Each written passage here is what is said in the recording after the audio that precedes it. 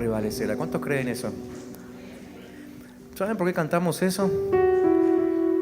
Porque hay cosas que atentan contra nosotros, ¿sí? Ya se dieron cuenta, ¿no?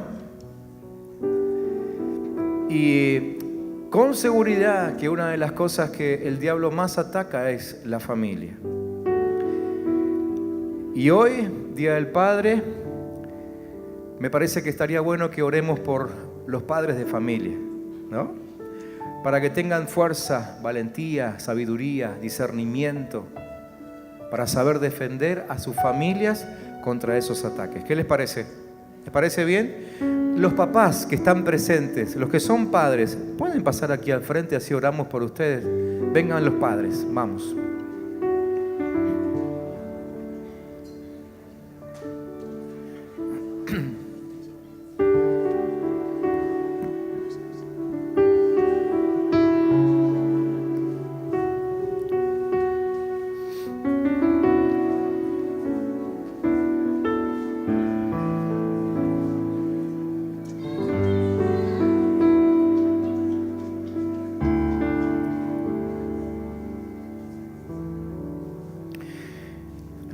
Y no hay como una oración en acuerdo, ¿no es cierto? Eso ya lo sabemos, ¿no?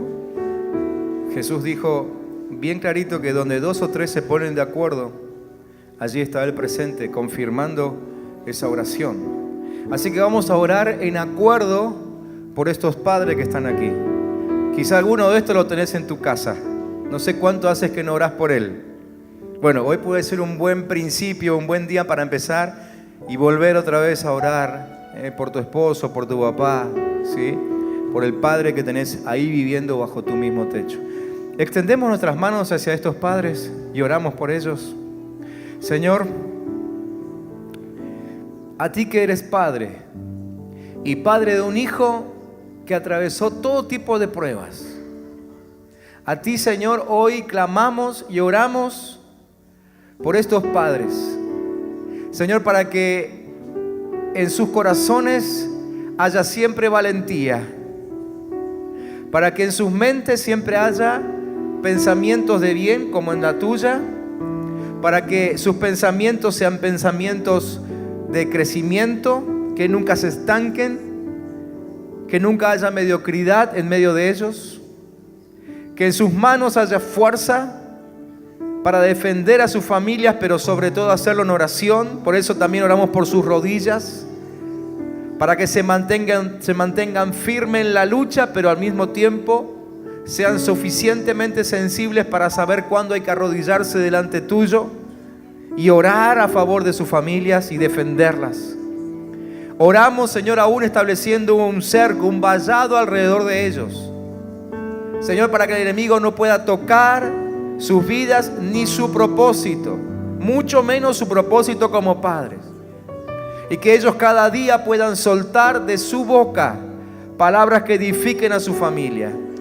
Señor, si hasta ahora no lo han hecho o lo han hecho poco, que sean llenos de convencimiento del Espíritu, de que en sus labios tienen palabras de vida para vivificar sus familias, para potenciar a sus hijos, y que usen ese tremendo poder que has puesto en ellos, en nosotros. Yo me incluyo, Padre, en el nombre de Jesús. Oramos, Señor, para que como papás empecemos a mostrar un modelo diferente a esta sociedad que ha perdido el rumbo y que ya casi no sabe lo que es un padre ejemplar. Señor, en el nombre de Jesús, aún oramos por ellos para que tengan salud. Oramos para que nunca les falte el trabajo. Señor, para que siempre haya en ellos fuerza, salud para llevar el sostén a su casa, a su hogar, pero que al mismo tiempo confíen que ese sustento viene siempre de tu mano. Que no sean mezquinos en tus proyectos, que no se guarden lo que es de ellos, que suelten, que bendigan, para que así también ellos estén mostrando cómo se crecen del reino de Dios. Señor, en el nombre de Jesús los bendecimos. Amén y amén. No se vayan. Vengan un poquito más acá y dense vuelta hacia allá. Dense vuelta hacia allá. Ahora quisiera que pasen todos aquellos que por alguna razón, no importa cuál, todavía no son padres. ¿sí? Digo no importa cuál, porque quizás algunos no son padres porque todavía no les llegó la hora, o todavía no tienen con quién asociarse para ser padres, o a lo mejor han querido y no han podido. Los que quieran ser padres y tener el corazón de padre que tiene nuestro Padre Dios, pasen también aquí al frente. Los que quieren ser padres, los que van a ser, los que piensan ser padres en algún momento, pasen.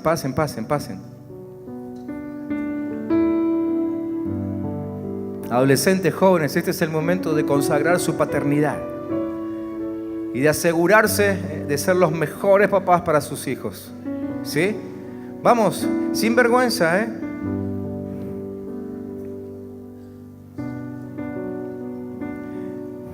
Bien, por ellos vamos a orar también. Vamos a orar por ellos también.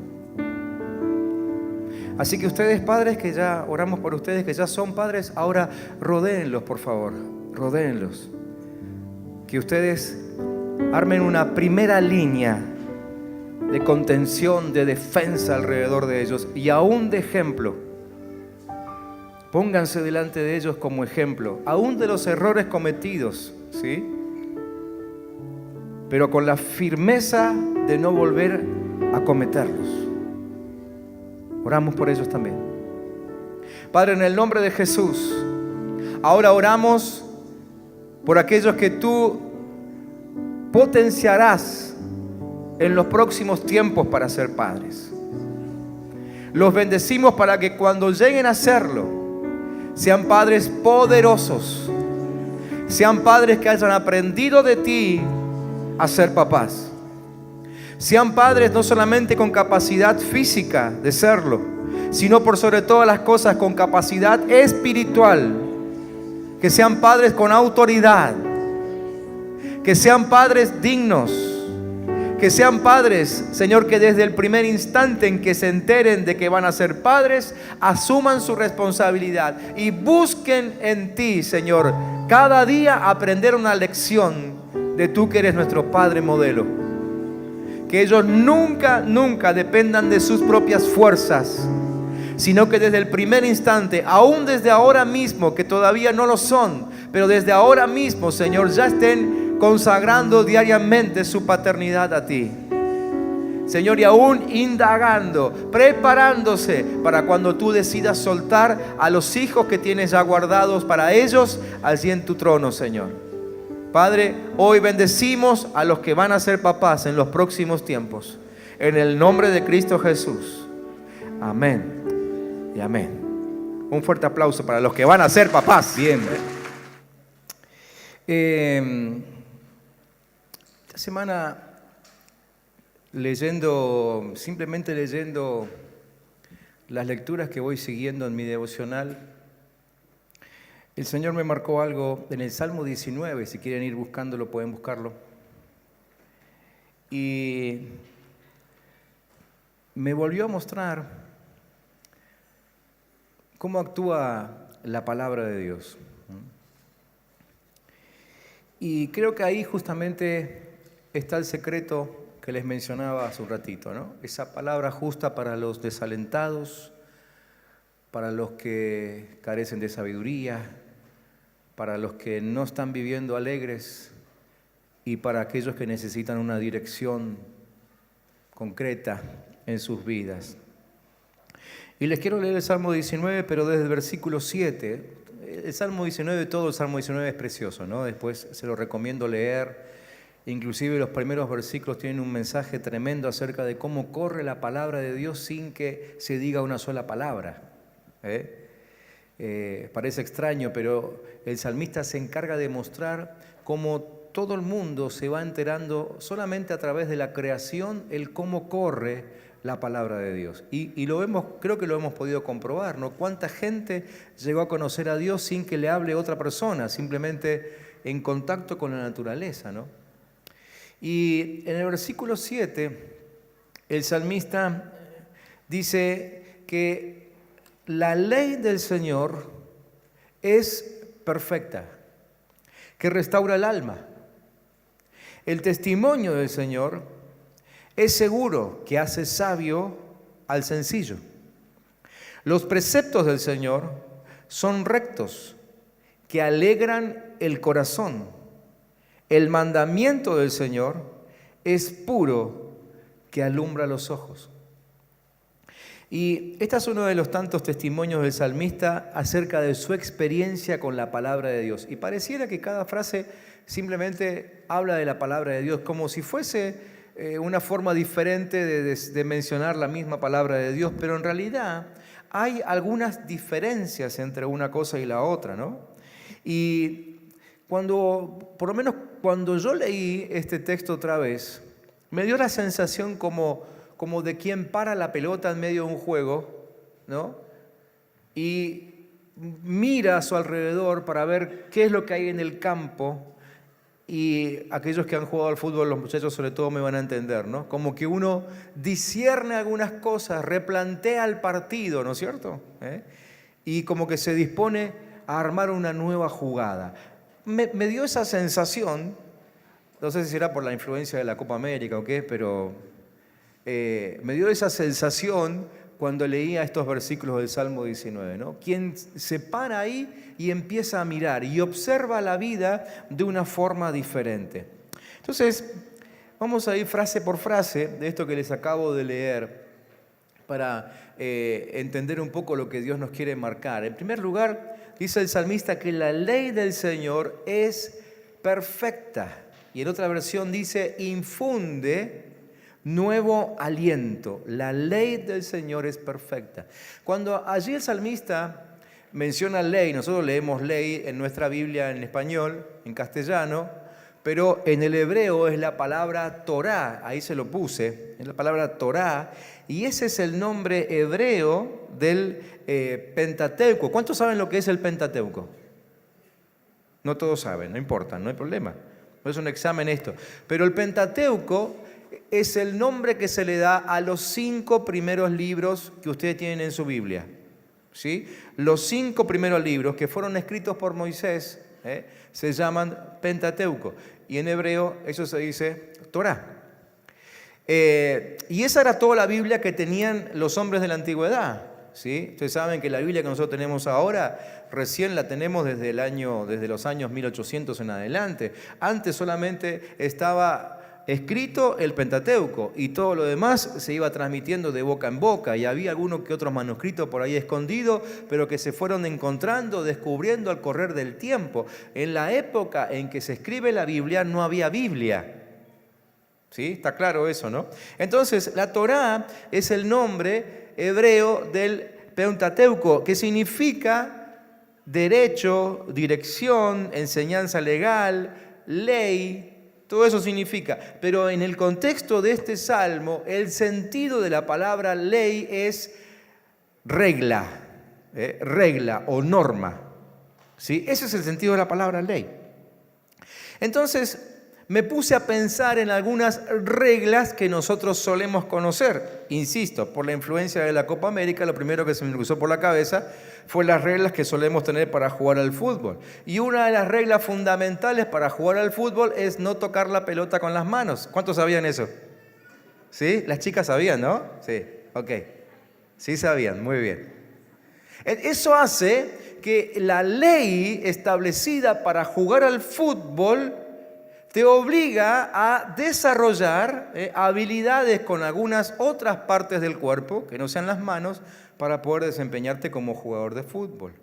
¿Sí? Pero es una ley establecida, o sea, sí o sí hay que desarrollar algunas otras partes. Pensemos, a ver, para incluir también a las hermanas, pensamos en algunos juegos de mesa. ¿Cuántos saben jugar al chinchón? ¿Cuántos saben jugar al chinchón? Muy bien. ¿Y se juega con cuántas cartas? Con 7 cartas. Las reglas del chinchón dicen que se juegan con 7 cartas. ¿Está bien? Pensemos algo más nuestro. ¿Cuántos saben jugar al truco? ¿Sí? No levanten la mano con vergüenza. No hay pecado en jugar al truco mientras que no mientan tanto, por lo menos. ¿Sí? Ustedes tienen que saber esto, que siempre después de un partido de truco viene un retiro. Ok. ¿Con cuántas cartas se juega el truco? ¿Con cuántas? Con 3, con razón a mí me iba mal. Yo no sé jugar al truco. Alguien me tiene que enseñar. Bueno, es una regla del truco jugar con 3 cartas. ¿Sí? Entonces, hay reglas establecidas para jugar determinadas cosas en la vida. ¿Sí? La vida diaria inclusive tiene reglas. Y reglas que son diferentes entre un lugar y otro, entre una situación, una circunstancia y otra. En Inglaterra, por ejemplo, una de las reglas de tránsito es que tenés que manejar por el carril izquierdo. A diferencia de nosotros que manejamos por el carril derecho. Bueno, por lo menos la mayoría. Hay otros que de pronto vos ves que vienen de frente y uno dice, este es de Inglaterra, cantado, pero vive acá en el Don Bosco 3, ¿viste? Pero es una regla de tránsito que tienen los ingleses, manejar por el carril izquierdo. Entonces, ley, esa palabra que aparece ahí en el texto, es lo que te indica cómo vivir. Entonces, así es la ley también, la ley del Señor. Por eso es que infunde aliento. Porque cuando uno juega la vida dentro de las leyes, te sentís alentado. Ahora, el que constantemente quiere salirse de la ley, de las reglas, es el que también termina desalentado, ¿no? Vemos, insisto con el fútbol, ¿no? Pero por ahí creo que aún para las hermanas también es claro este ejemplo. Uno ve que un jugador insiste en quebrar las reglas y le viven sacando o llamándole la atención o sacándole amarilla y sale de la cancha encima quejándose. Esa persona se va desalentado porque lo sacaron de la cancha. Si le hicieran un reportaje en ese momento, diría, no, el referee está contra mí. Pero cuando uno repasa las jugadas, ve que insiste en salirse de las reglas. Y así pasa en la vida diaria. Cuando insistimos en salirnos de la ley, el desaliento viene sobre nosotros. Quizá primero el enojo, pero en definitiva en algún momento llega el desaliento. Y la vida del reino de Dios tiene reglas y mientras te mantengas dentro de las reglas que Dios estableció, siempre vas a estar alentado. De hecho, hay un aliento extra cuando las cosas las haces según las normas establecidas. ¿Sí? Díganme ustedes si no disfrutan, de pronto llegan a una esquina, les agarró un día de bondad, van manejando el auto, les agarró un día de bondad, ven que van a cruzar 2 o 3 peatones y ustedes frenan. No hay semáforo, no hay nada. Ustedes frenan, pasan los peatones, porque vieron que el peatón tiene prioridad. Pasan los peatones y cuando pasan ustedes siguen y sienten como una satisfacción interna. No saben por qué, ¿no? Es la satisfacción de hacer bien las cosas según las reglas. Es decir, el hacer las reglas ya de por sí te alienta. Evidentemente Dios puso esa capacidad, esa posibilidad dentro de nosotros, que cuando andamos según la ley, la misma ley nos alienta. Ahora, querer vivir la vida del reino con reglas de este mundo es como querer manejar en Inglaterra como se maneja acá. ¿Sí? Querer vivir la vida del reino con las reglas de este mundo es como querer jugar al chinchón con 3 cartas o al truco con 7. No solamente que quedas absolutamente desubicado, sino que además no te van a dejar participar e inclusive en algunos casos te puede costar la vida. ¿Me entienden? A esa ley se refiere el salmista. Entonces, la ley del Señor es la que te dice cómo se juega la vida para que no te falte aliento jamás. De hecho, cuando te falta aliento en la vida, por eso dije que el mensaje era para los que estaban desalentados, cuando te falta aliento en la vida, probablemente es porque estás jugando con reglas equivocadas. La Biblia no es un libro de condicionamientos, de prohibiciones, de antigüedades, sino que es un libro que te explica cómo hay que jugar la vida cada día. ¿Nunca te pasó que compraste un juego de mesa en el supermercado, un día de esos que andabas de vacaciones, viste? Y el tele de la cabaña que alquilaste no andaba bien o agarra solamente 3 canales. Y entonces fuiste al supermercado y compraste un juego de mesa. ¿Y qué tuvieron que hacer antes de jugar al juego de mesa? Leer las instrucciones, ¿sí? Porque si te pones a jugar un juego sin leer primero las instrucciones, lo más probable es que termines desalentado, abandones la caja por ahí y cuando vuelvas de tus vacaciones a todos tus amigos le vas a decir, ese juego no te lo compres porque no, es una porquería. Lo que pasa es que nunca lo entendiste. ¿Sí? La vida tiene reglas y las tenemos que conocer para poder jugar adecuadamente. Hace unos 15 días más o menos, como suele suceder, volvieron a cambiar algunas reglas del fútbol. ¿Cuántos sabían eso? Hay como 94 modificaciones en las reglas de la FIFA. Dentro de esas modificaciones, para no mencionar algunas que son la verdad que es medio sin sentido y no muy novedosas, pero hay una interesante que, por ejemplo, dice que ya no se puede patear un penal. Vieron que algunos cuando van a patear el penal hacen una carrera, amagan, frenan para que el arquero se tire y después siguen y patean. ¿La vieron esa? ¿Sí? Bueno, las nuevas reglas dicen que ya no puedes hacer más esa carrera. O sea que si querías seguir haciendo la del burrito Ortega, en la próxima que la quieras hacer, te van a aplicar la tarjeta roja y te van a echar del partido. Eso dice la nueva regla.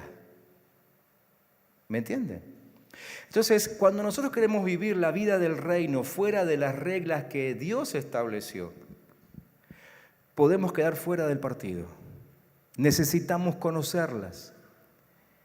Imagínate, esa persona que no se acordó de leer el nuevo manual de la FIFA, no prestó atención cuando el director técnico se lo decía, hizo la del burrito Ortega, le sacaron tarjeta roja, lo echaron. ¿Cómo se va del partido? Totalmente desalentado. Entonces, la ley del Señor es perfecta, que alienta al corazón, no a cualquiera, sino a los que hacen la ley, a los que la cumplen, ¿sí? Eso pasa en la vida constantemente. Algunos quedan fuera de juego por desconocer las reglas y la Biblia es la que te mantiene en el juego de la vida y si estás ahí, estás alentado. Un ejemplo bíblico, para que vean que no solamente miro la Copa América, también leo la Biblia.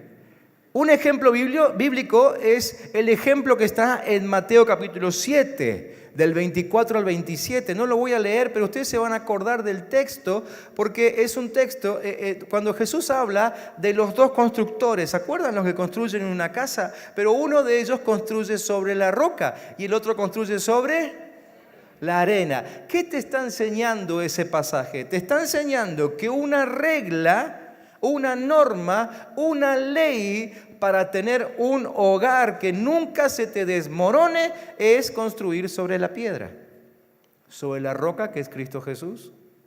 Si te salís de la ley que Dios estableció, entonces te va a ir como aquel que edificó sobre la arena, ¿me entienden? Por eso es que el salmista dice, la ley del Señor es perfecta y te alienta. Claro, uno cuando está construyendo, si seguimos el ejemplo de Mateo 7, cuando uno está construyendo, uno quizás no sienta así un desborde de aliento, ¿no es cierto? ¿Cuándo viene el aliento? Cuando pasó la tormenta y vos ves que tu casa sigue en pie. Entonces viene el aliento. ¿Sí? Otra vez, como dice el salmista, cumplir la ley del Señor trae aliento. Quizás no al principio, quizás no instantáneamente, pero el que cumple la ley del Señor es el que está habilitado para atravesar las tormentas y después de la tormenta, con seguridad, viene el aliento de Dios. ¿Cuántos dicen amén? ¿Amén? Bien.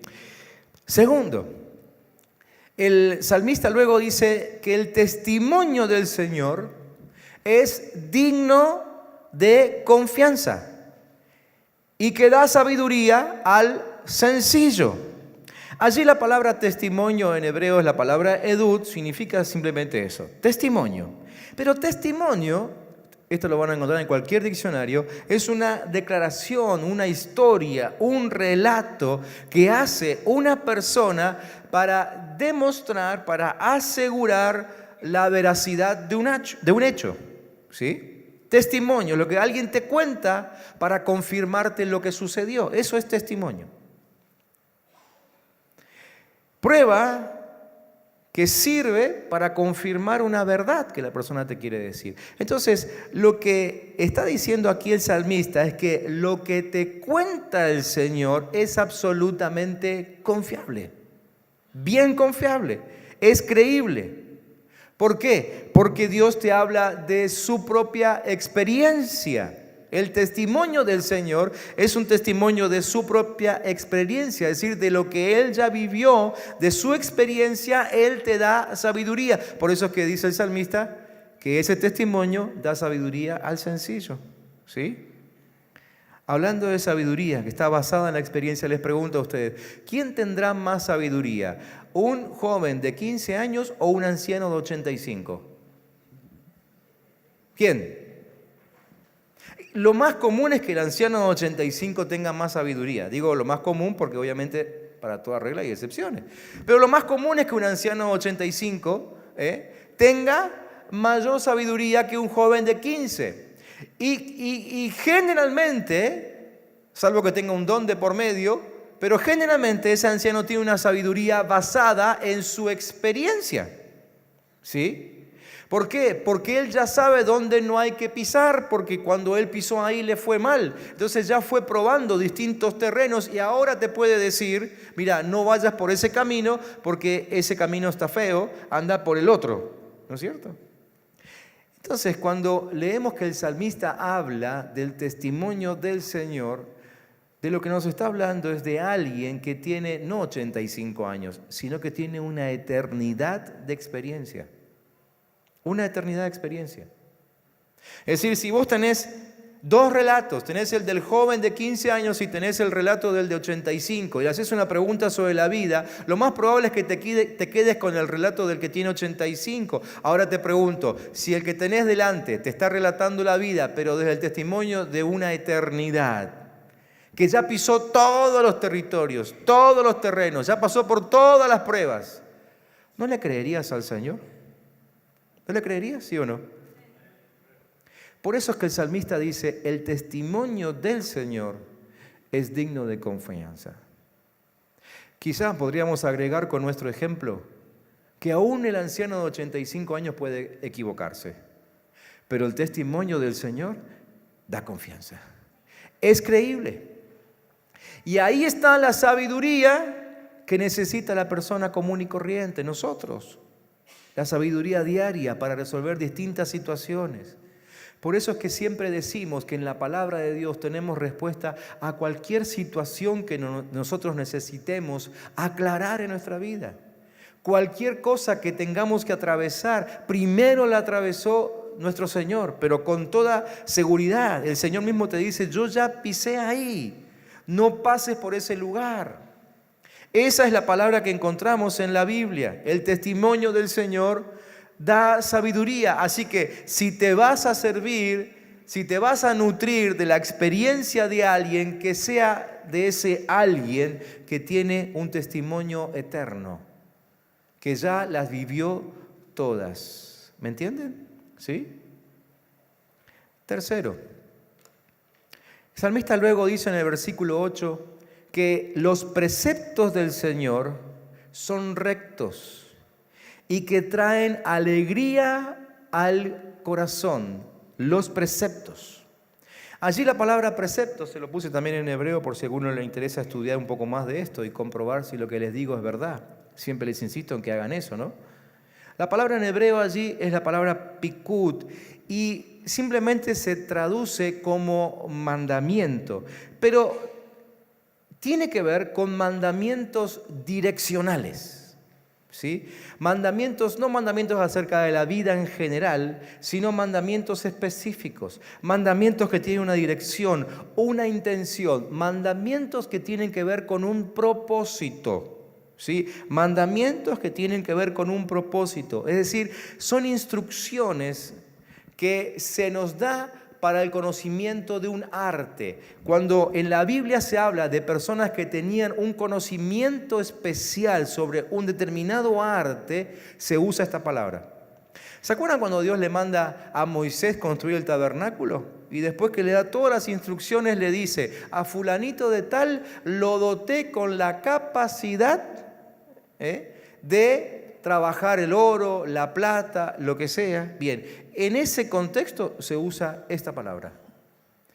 Un mandamiento específico sobre algo concreto que tenés que hacer. Cuando leí esto, la primera imagen que se me pasó por la cabeza es una situación que últimamente se está dando mucho en casa. Vienen algunas hermanas, algunas mujeres a visitar a mi señora o familias que han venido y la mujer lo primero que hace es admirarse por las flores de papel que hace mi esposa. ¿Sí? Entonces, admiran las flores y dicen, wow, qué impresionante esto. Me imagino que por su cabeza debe pasar frases como, por ejemplo, qué difícil debe ser hacerlas. Entonces mi señora, con mucha paciencia y con mucho tiempo, más o menos 2 o 3 minutos, se sienta ahí y les enseña a hacer las flores. Y no les puedo explicar cómo se transforma el rostro de la visita. Y dice, no, increíble, nunca pensé que era tan fácil. Y se va de mi casa con una instrucción tan profunda como hacer flores de papel. Parece que le solucionamos la vida. Y aún se va con un ramito de regalo. ¿Sí? Es más, de mi escritorio ya desaparecieron no sé cuántas flores porque dice, papito, ¿le puedo regalar a fulanita de tal? Y sí, ya que está, llévatela, ¿no? Y se las termina llevando como souvenir, pero además aprendió el arte de hacer flores de papel. ¿Por qué pensé en eso? Porque dice el texto que los preceptos del Señor, esos preceptos bien direccionales, que dice, son rectos, que traen alegría al corazón. Y pensé en esto, ¿no? ¿Cuántos de nosotros que sabemos o que no sabemos, a veces no sabemos que Dios nos dio habilidades específicas, pero pasan los dos casos, pero no las sabemos usar, ¿no? Y sabemos que tenemos un don. Quizá nos profetizaron que tenemos tal o cual don, o el Señor nos habló de alguna forma, nos dijo, te voy a usar para esto, pero no sabemos por dónde empezar. Nos ha pasado a los que fuimos llamados para ser pastores, les ha pasado a los que han sido llamados para ser misioneros. Claro, se les presenta la imagen de lo que hay que hacer y lo primero que viene a nuestro corazón es angustia porque decimos, ¿cómo lo vamos a hacer? Bien, el cómo se resuelve con un precepto de Dios. El precepto es lo que te dice el cómo cuando vos ya descubriste para qué existís en la vida. Y eso te da alegría, ¿sí? Dígame, si no les ha pasado que de pronto ustedes están rascándose la cabeza porque tienen que resolver algún asunto, no saben cómo hacerlo. Hombres, mujeres, es indistinto, ¿sí? Y de pronto viene alguien y te dice, ¿y por qué no lo haces así? Y vos decís, oh. Y no solamente que te alegrás, sino que además le contás todo al mundo cómo resolviste el problema. Nunca le decís a los demás que te lo contó otro, ¿no? Bueno, otra vez, siempre hay un retiro de por medio donde puedes pedir perdón por tus mentiras. Pero, ¿vieron qué alegría que surge dentro nuestro porque descubrimos cómo hacer algo? Esos son los preceptos de Dios. Y la Biblia está llena de esos preceptos que traen alegría, ¿sí? Cuando estamos estancados, estamos angustiados, estamos frustrados por algo que no conseguimos resolver, sabemos que lo tenemos que hacer, a veces inclusive presionados porque queda poco tiempo para hacerlo. Pero entonces llega un precepto del Señor y trae alegría a nuestra vida, ¿sí?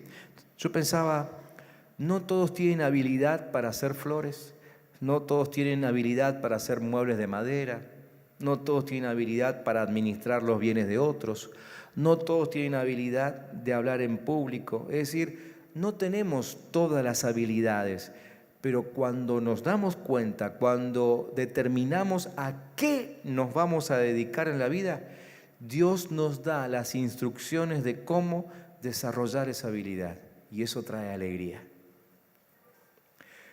Por eso les dije que para aquellos que están faltos de alegría, hoy tenía una palabra para darles. Porque la ausencia de alegría generalmente tiene que ver con frustraciones, por cosas que no hemos sabido resolver. ¿Entienden? Los preceptos del Señor traen alegría. Y cuarto y último, dice el salmista, el mandamiento del Señor es claro, da luz a los ojos. Y allí la palabra mandamiento en el original se traduce como mitzvah. Quizás escucharon esta palabra alguna vez. Mitzvah.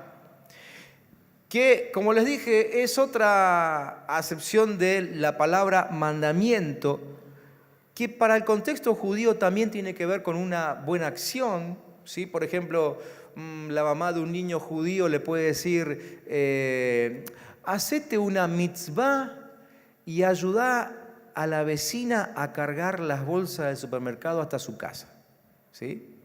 Es un mandamiento que tiene como fin una buena acción. En el contexto judío se usa mucho esto. Pero literalmente, esta palabra en el Salmo que nosotros estamos hoy estudiando tiene que ver con una orden dada por alguien que tiene autoridad. ¿Sí? Una orden dada por alguien que tiene autoridad. Entonces el mitzvah es una orden dada por alguien que tiene autoridad para hacerlo. Es una orden de un superior a un inferior. Entonces el mandamiento, el mitzvah, incluye el reconocimiento de superioridad, por un lado, pero también incluye el obedecer aunque no entendamos la orden. Obedecer aunque no entendamos la orden. Entonces el salmista dice, el mandamiento del Señor es claro, da luz a los ojos. En medio de lo que les estoy diciendo, esta es la verdad. Cuando obedecemos el mandamiento del Señor, aún sin entenderlo, nuestros ojos terminan recibiendo claridad. Por eso les dije que esta palabra también era para aquellos que necesitan una dirección en su vida. Y los que están necesitando una dirección en su vida tienen que saber que la ley del Señor hay que obedecerla aunque no la entendamos. ¿Por qué? Porque solamente el Señor sabe lo que viene a la vuelta de la esquina en nuestra vida. Nosotros no lo sabemos. Nosotros difícilmente podamos saber lo que va a suceder con nosotros al término de esta reunión. El Señor sí lo sabe. El Señor lo está viendo desde su posición de contemplar toda la tierra. Y Él sabe exactamente lo que está a punto de suceder en tu vida, en tu familia, en tu trabajo.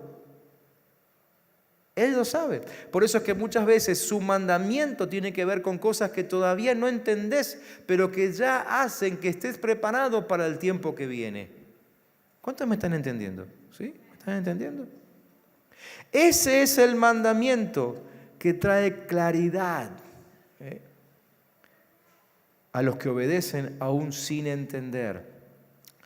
Esta palabrita que yo les mencioné recién, la mitzvah, aparece como 300 veces en esos 5 primeros libros que hoy les conté, el Pentateuco.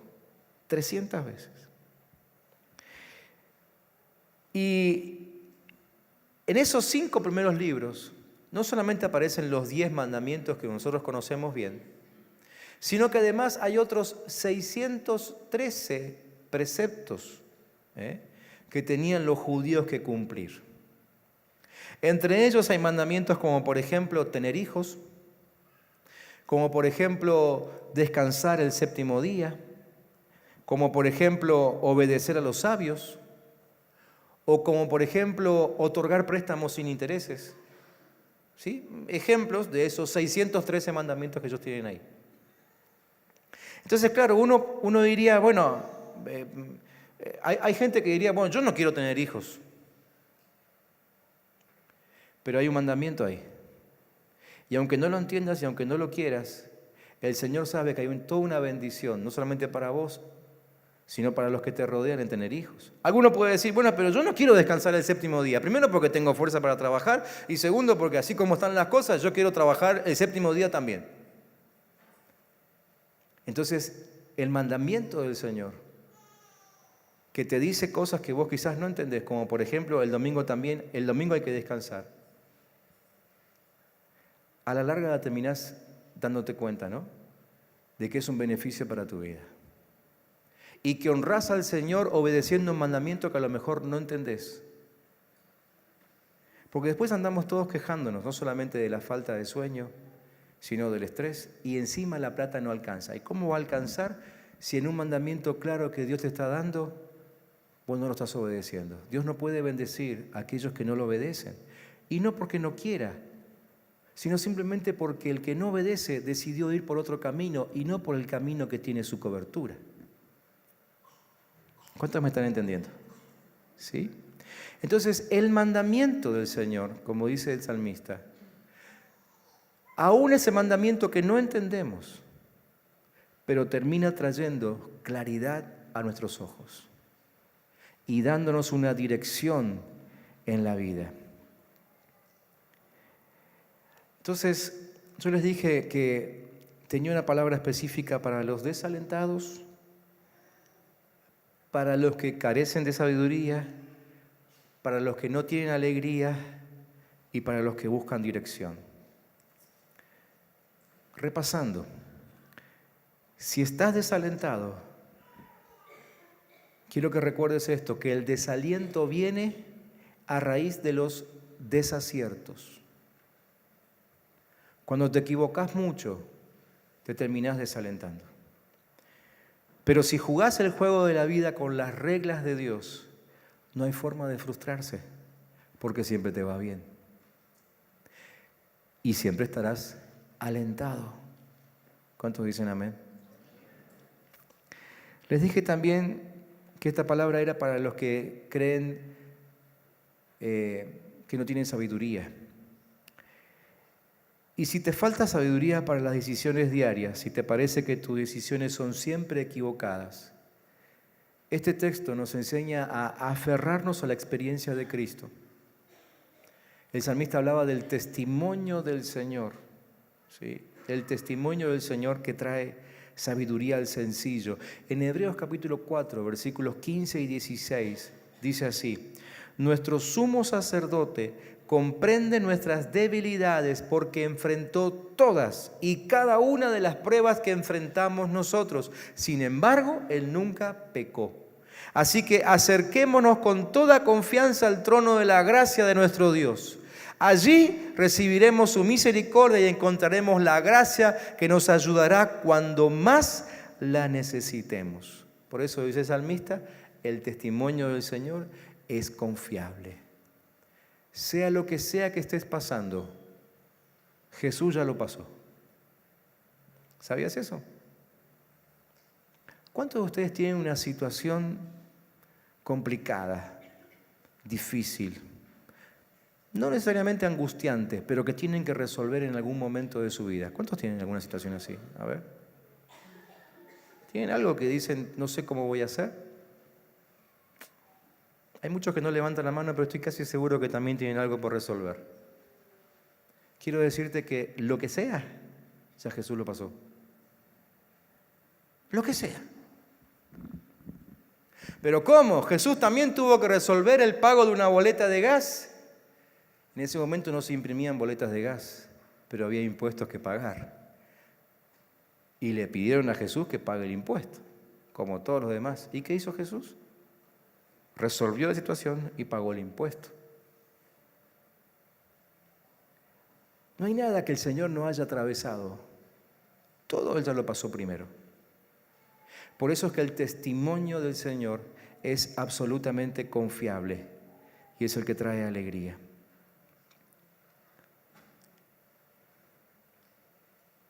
Tercero,